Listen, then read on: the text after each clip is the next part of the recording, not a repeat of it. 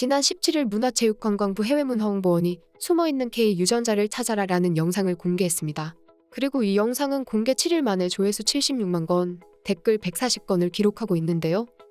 해외 네티즌들은 한국은 영감을 주는 나라라고 입을 모으며 한국과 한국 문화에 대한 애정을 긴 댓글로 나타내고 있습니다. 또한 LACMA 아트필름 갈라의 공동의장 에바 차오의 지금은 K문화 전성시대라는 말도 화제를 끌고 있습니다. 자세히 알아보겠습니다. 이 영상은 대한민국을 잘 알고 있으면서도 객관적으로 바라볼 수 있는 분야별 외국인 전문가에게 대한민국과 한류 콘텐츠의 본질적인 힘을 찾는 5가지 임무를 부여하고 이를 수행하는 모습을 담은 영상인데요. 사진작가 로이 알론소, 무용가 폴리나 보우스로브스카, 요리사 조셉 리저우드, 유튜브 창작자 압사드 온에게 화가 겸교수 베르나 사세가 참여했습니다. 이 해외의 전문가들은 1. 고궁과 고층 빌딩이 어우러진 도시와 생활 곳곳에서 묻어나는 과거, 현재, 미래, 그리고 각기 다른 사람들이 어우러진 모습 속에서 발견한 공존. 2. 칼군무로 대표되는 K-팝 가수들이 과거의 춤을 새롭게 해석해 안무에 녹이는 모습 속에서 엿본 새로움. 3. 한식의 진정한 맛을 찾기 위해 만난 장인이 간을 봐달라라고 요청한 모습 속에서 느낀 매력. 4. 한국어와 한국 문학을 공부하며 그 속에 담긴 의미를 통해 알게 된 창의력. 5. 1966년 한국에 처음 온 이후 지금까지 겪은 한국의 현대사를 표현한 역동적인 역사. 이렇게 5가지가 한국의 DNA라고 평가했는데요. 해외 네티즌들의 반응은 이렇습니다. 나한테 한류는 내가 더 좋은 사람이 될 수 있게 도와주는 영감과 같은 존재야. 내가 항상 느껴왔던 우울감과 절망에서 벗어나 나를 더 창의적이고 기쁘게 만들어준 존재지. 한류를 접하고 나서 나는 이제 한류 없이는 살 수 없게 되었어. 정말 고마워 한국. 한국과 한국인들, 한글, 한식, 한류. 말 그대로 한국의 모든 것과 사랑에 빠진 지 이제 10년이 되었어. 정말 나에게 큰 영감이 되었어.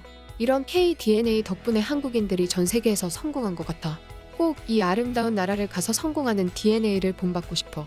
한류와 사랑에 빠진 지는 3년밖에 되지 않았지만 그 이후 매일 하루도 빠짐없이 한국 콘텐츠를 소모하고 있어. 내 삶의 일부가 되었지. 나중에 꼭 한국에 가보고 싶어. 한국의 유연함과 아름다움을 전 세계 모두가 알게 돼서 너무 기쁜 것 같아. 한국은 사람들 덕분에 성공한 나라 중 하나인 것 같아. 내 마음은 한국에 있어. 이 영상은 너무 잘 만들어진 영상 같아. 내가 한국에 대해 생각하는 것과 똑같아. 이런 영상을 만들어줘서 고마워. K-팝, K-드라마, K-뷰티는 내가 학교 생활할 때 가장 인기가 많았어. 부모님들과 어른들은 그때는 원래 다 그래라고 말했지만 지금은 그들도 한류에 빠져있지. 이제 나는 대학교를 졸업하고 꿈에 그리던 한국에 갈 준비를 하고 있어. 드디어 전 세계가 한국을 알아주는 것 같아서 너무 기뻐. 한류는 나의 눈을 뜨게 해줬어. 많은 좋은 기억들과 기분들을 느끼게 해줬지. 언젠가는 한국에 가고 싶어. 한국은 전통을 중요시하면서 미래를 보는 능력이 공존하는 몇 안 되는 나라 중 하나야. 그래서 대단해. 이 영상에 나온 KDNA가 내가 한국과 사랑에 빠진 가장 큰 이유야. 정말 고마워 한국. 한류가 처음 멕시코에 도달했을 때는 K-드라마와 K-팝밖에 몰랐어. 하지만 이 영상을 보고 한국이 대단한 이유를 더 많이 알게 된 것 같아. 정말 고마워. 이렇게 반응하며 한국과 사랑에 빠진 이유가 같다고 말했습니다. 독일의 대형 언론사 DW에서도 한류의 성공 비결에 대해서 이렇게 말했는데요. 음악으로는 BTS와 블랙핑크, 영상계로는 기생충과 미나리, 문학계로는 김영하와 한강이 있다. 한국의 문화는 근래에 엄청난 인기를 끌었지만 그 과정은 우리가 모두 볼 수 있었다. 한류는 우선 다른 아시아의 나라부터 공략했다. 힐데스하임 대학교의 교수 마이클 피러는 한류는 중국의 시장을 어려움 없이 지배했지만 미국 시장에 들어서는 데는 많은 어려움을 겪었다. 하지만 그들은 결국에 성공했다라고 말하며 한류가 성공할 수 있는 비결을 말해주었습니다. 1. 엄청난 노력. 첫 번째는 한국인들이 유전적으로 가지고 있는 듯한 노력하는 힘이다. 한국의 가장 큰 아이돌 회사 3곳, YG, SM, JYP는 피나는 노력을 통해 아이돌들을 배출해내는 것으로 유명하다. 그리고 그것은 학교와 대학교에도 마찬가지다. 한국은 노력을 가장 큰 삶의 원동력으로 삼는다. 2. 싸이를 통한 미국 진출. 2012년 싸이의 강남스타일은 처음으로 미국에서 데이트를 친 한국의 노래이다. 이 이후 싸이는 한국에서 미국으로 통하는 문을 열어줌으로써 한국의 문화가 자리 잡을 수 있게 해주었다. 퓨러 교수는 싸이는 전통적인 뜻의 한국 아이돌은 아니지만 언어의 장벽을 허물어 주었다. 3. SNS의 힘. 유튜브 같은 급성장한 인터넷 사이트들은 엄청난 도움이 되었다. 이제 팬들은 라디오나 TV가 틀어주는 음악이 아닌 자신들이 듣고 싶은 음악을 들을 수 있었다. K-팝은 인터넷 세대에 최적화된 문화이다. 미래를 잘 예견한 것이다. 한국의 아이돌들은 자신마다 캐릭터를 가지고 독특한 성격을 나타낸다. 그 어떤 사람이든 공감할 수 있는 것이다. 또한 한국은 소통을 중요시해서 팬들과 항상 얘기한다. 그리고 춤의 스타일도 마이클 잭슨과 같은 팝 스타일의 영향을 받아서 신선하지만 너무 괴리감 있지 않은 스타일이 탄생한다. 4. 게임 같은 장면들. 오징어 게임 같은 드라마들은 이미 많이 반복된 장르나 장면을 신선하고 새롭게 다시 만든다. 색감이 넘치는 그런 비주얼은 게임과 같은 화면을 보여준다. 또한 관계자들이 쓰는 네모, 세모, 동그라미는 게임 콘솔의 버튼들과 같다. 5. 현대 사회를 잘 보여주는 이야기. 한국의 이야기들은 한국에만 국한되어 있지 않고 전 세계가 공감할 수 있는 이야기들을 만든다. 기생충과 오징어 게임은 거의 똑같은 문제를 다루지만 방식의 차이가 있을 뿐이다. 이런 모두가 공감 가능한 공감성은 한국이 왜 전 세계에서 성공하고 있는지 알려준다. 이렇게 말하며 한국의 성공 요인은 이 5가지라고 말합니다. 해외의 경제 전문 사이트 비즈니스 미러에서도 한류에서 배울 수 있는 것들이라는 기사를 보도했는데요. 한류에서 배울 수 있는 것들은 미래를 보는 시야, 협업, 그리고 문화적 침투이다. 한국의 비전은 멀리 보는 것이었다. 한국은 한국의 문화가 활성화되기도 전에 20-30년을 앞서며 한류에 초석을 쌓았다.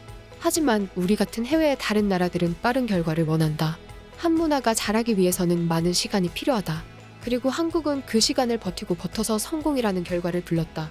한국은 한류를 하나의 문화로 묶어서 협업한다. 한국의 방송계, 영화계, 음악계, 음식계, 패션계는 다 함께 같은 목표를 향해서 달려간다. 한국의 연예인들은 하나만 하는 경우가 없다.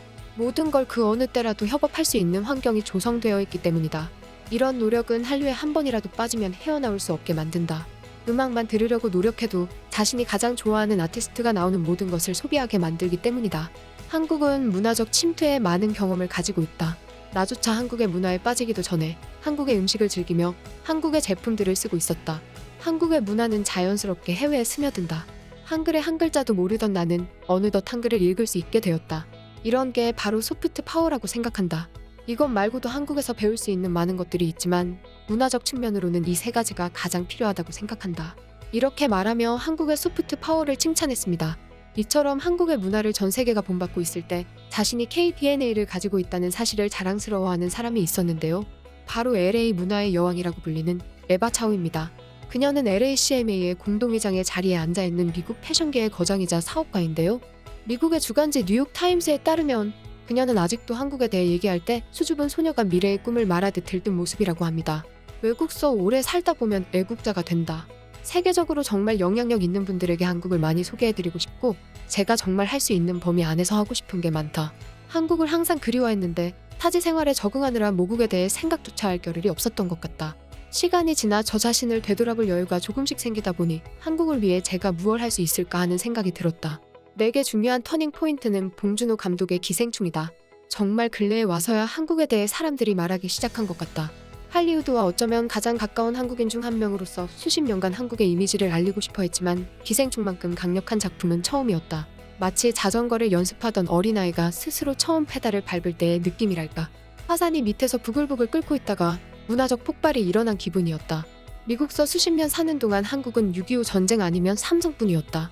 나뿐만 아니라 수많은 한국인에게 기생충의 아카데미 사관왕은 한국의 문화적 역량을 일깨우는 표징이었다. 한국이라는 그림이 아예 없던 미국인들에게 한국을 형상화해준 작품이다.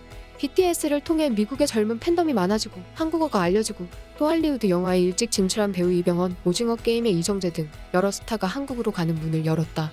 K-팝 콘서트를 수년간 개최하면서 한국을 알린 CJ 이미경 부회장님의 공은 익히 알려진 바고 변화라는 건 느려 보이지만 어느 순간 폭풍치듯 굉장히 빠르게 진행된다. 누적되고 준비된 것들이 때를 만나면 지금의 한국이 되는 것이다. 이렇게 말하며 한국은 화산처럼 오랜 시간 동안 끓다가 폭발한 것이라고 말합니다. 지금까지 K-DNA와 한국 문화의 뛰어남을 극적여본 극적인이었습니다.